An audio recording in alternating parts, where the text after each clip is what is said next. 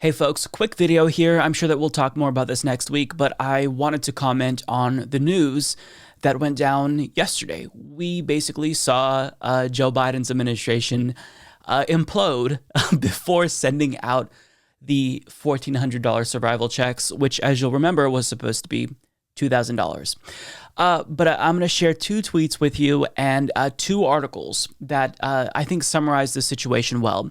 Anna Kasparian says, today, Biden approved an airstrike in Syria and the Senate parliamentarian shot down federal minimum wage hike through reconciliation. Dems can overrule her, but Biden doesn't want to. Dems will lose everything in the midterms and possibly the next general, and they'll deserve it.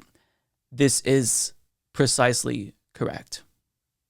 He bombed Syria before sending out survival checks, and on top of that, they are pretending as if their hands are tied because of procedures in the Senate, and now they're saying, well, you know what, the parliamentarian, she said that we can't pass this using reconciliation, so I don't know what to do.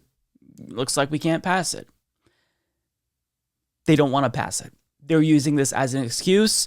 As we're going to learn, the Vice President, Kamala Harris, can easily override the Senate parliamentarian. So this is not an issue at all. Nobody heard about the Senate parliamentarian while Donald Trump was in power. But it's because Democrats don't want to actually take action and give millions of workers a raise. And they're using this as their excuse. Kyle Kalinske says, Biden's bombing of Syria is both unconstitutional and illegal under international law. You see, it was illegal and unconstitutional when Donald Trump bombed Syria, and it is still illegal and unconstitutional when Joe Biden bombed Syria. Guess what? If you want to do an act of war, you have to actually ask for Congress's approval, which Joe Biden did not do. He did not do that. Also, this is illegal under international law. Nothing changes, does it? Now, on the issue related to the Senate parliamentarian, I think that this article from the Daily Poster, Andrew Perez and David Sirota, titled Secret Memo Shows How Harris Must Now Advance Minimum Wage Hike, kind of details here that they have a path and they're not going to be able to get the Senate parliamentarian's approval. Okay, move on. You can override the Senate parliamentarian. Nobody cares about this unelected ghoul. Okay? On Thursday, a key Senate official advised Democratic lawmakers that the chamber's rules do not allow them to include a minimum wage increase in President Joe Biden's first COVID-19 relief legislation. The ruling from the parliamentarian means that Vice President Kamala Harris could decide the fate of one of the Democratic Party's most significant campaign promises, but it remains unclear what she will end up doing. As the presiding officer of the Senate, Harris, who has long touted her support for a $15 minimum wage, can now use the power her predecessors have used to ignore the advisory opinion, quote, advisory opinion, that's key here because that is who the Senate parliamentarian is, and fulfill Biden's campaign promise to boost the wage. A confidential memo obtained by the Daily Poster, now circulating on Capitol Hill, spells out exactly how that could be accomplished. However, White House Chief of Staff Ron Klain this week declared that Harris will refuse to use that power because they don't want to. A decision that would effectively put the Biden-Harris administration in the position of potentially killing the prospect of minimum wage legislation for the foreseeable future. Immediately after the parliamentarian's ruling, the White House issued a statement reiterating Klain's comment, declaring that Biden respects the parliamentarian's decision.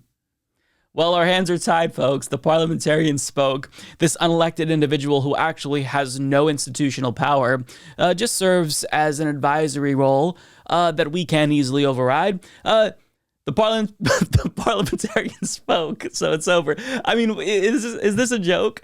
I feel like we're being pranked right now. Like, this incompetence is astounding. But I shouldn't say incompetence because it isn't incompetence. They're pretending as if they can't do anything and they can't overcome procedure. They just don't want to. That's the issue. Some congressional Democrats have already began arguing that the Biden administration's refusal to overrule the parliamentarian would be immoral and a political disaster for their party.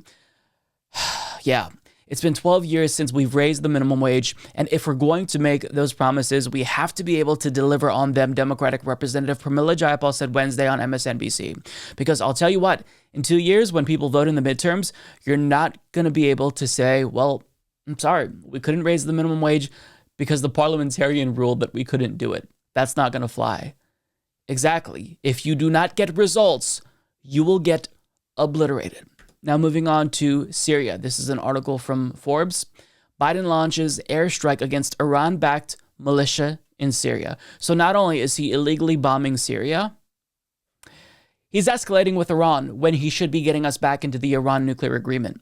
See, Iran actually reached out when he was elected, giving him a window and an invitation to basically rejoin the JCPOA, even though the United States is the one that decided to unilaterally withdraw from it. So you'd think that Iran wouldn't want to come back to the table, but they were reasonable enough to say, you know what, we understand you had a crazy president who withdrew, so we're going to let you get back in.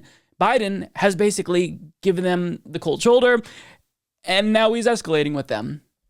So the Pentagon conducted airstrikes against Iran-linked militias in Syria on Thursday in one of the first known military actions ordered by President Biden, days after militias launched rockets at U.S. forces in Iraq as tensions between Iran and the United States continue to simmer.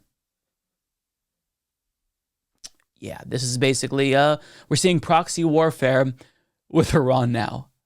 Unbelievable.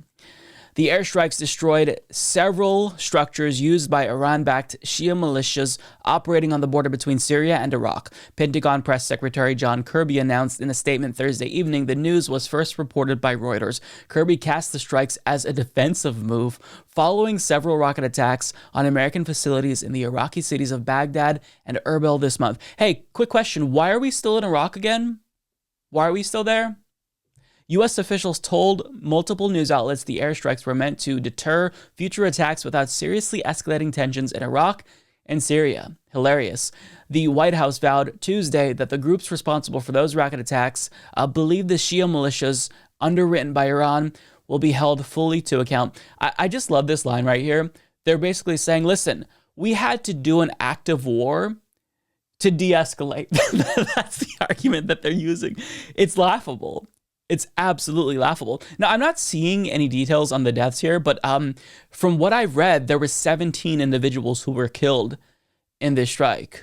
I'm not seeing that in this article. We're not going to read the whole thing because this is supposed to be quick. But I don't know what else to say. I don't know what else to say. I think that this tweet right here, it says everything. I mean, Joe Biden, he decided that it was more important to bomb Syria than to get you the checks that he said would go out immediately. And remember, these checks originally were $2,000, but now they're $1,400. What idiot did you think that we wouldn't include the $600? How stupid of you for believing that. I mean, they are just like asking for a bloodbath. They're asking for a bloodbath. Like, Democrats are corrupt and incompetent, but there is like a bare minimum level of things that they have to do to at least ensure their survival, electorally speaking. But it's like they're trying to do everything in their power to lose the midterm elections. Sorry. And it's just, they will deserve it. They deserve it because they're not doing anything. They're not doing anything. You're not delivering for the American people. You said the checks would go out immediately. That hasn't happened. And now you've bombed Syria before getting us the fucking checks. So here's what needs to happen now. We need all of the people who are against this in the Democratic Party to stand up and fight against Joe Biden and his administration, because it's very clear that within a month, he's not looking out for the people. So do you want him to drag you down as well? And drag down other Democrats? If you don't want that to happen, and you're an elected member of Congress, if you're a member of the squad, you know, if you are in the Senate and you're progressive, Ed Markey, you said you were progressive, right, during that primary. Now is the time to show up and fight. Now is the time to vocalize your disapproval with the actions of the Biden administration, because guess what? If you don't act here, if you don't speak up, you are going to get wiped the fuck out, and you are going to deserve that. You're going to deserve that.